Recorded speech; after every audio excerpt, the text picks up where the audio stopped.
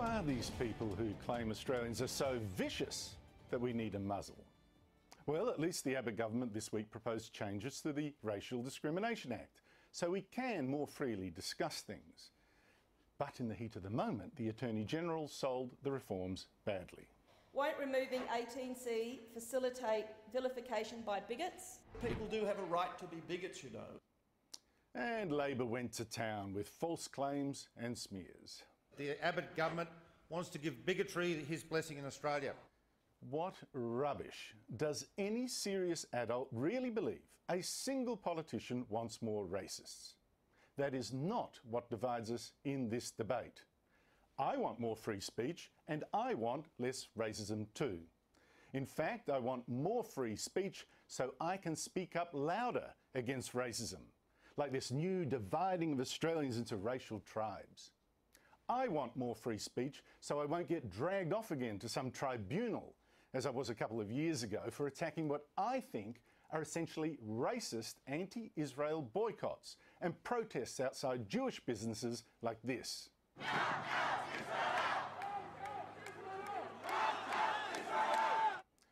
So no, the division in this debate isn't between bigots and anti-bigots. The real division is between those who trust Australians and those who don't, who trust Australians as basically good or fear we're actually racists. Now let me show you. Labor's Shadow Attorney-General claims changing these laws will leave us defenceless as Australians go feral. Is it the intention of the government to allow a person to be racially insulted and offended at a community event and have no recourse?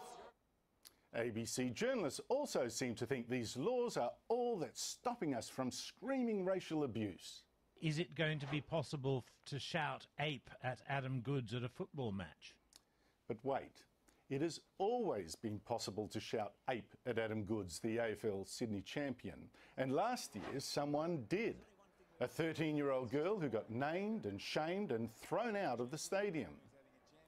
Now, let's leave aside the fact the girl says she honestly didn't mean a racial insult when she called the bearded Goodes an ape. Let's assume for the sake of the argument she did.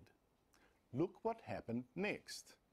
Football chiefs called press conferences to denounce this racism, and journalists praised Goodes for calling it out. Racism has a face last night, and it was a 13-year-old girl. This year, Goodes was even made our Australian of the Year for taking a public stand against racism. At no time did Goodes use the law to silence the girl, and it would have backfired had he tried. No, Goodes instead trusted the public to join him in declaring racism was bad, and Australians did not let him down. The girl's racism, if that's what it was exposed and rejected. The girl apologised, and good on her for her courage. I'm sorry for what I said. I didn't mean it in a racist way. Free speech. Turn this into a teaching moment, and Australians showed they were against racism. Australians can be trusted, they should be trusted, and they should not be muzzled by a few people, judges and tribunal members who think they know better than the rest of us what we're allowed to say and how we should say it.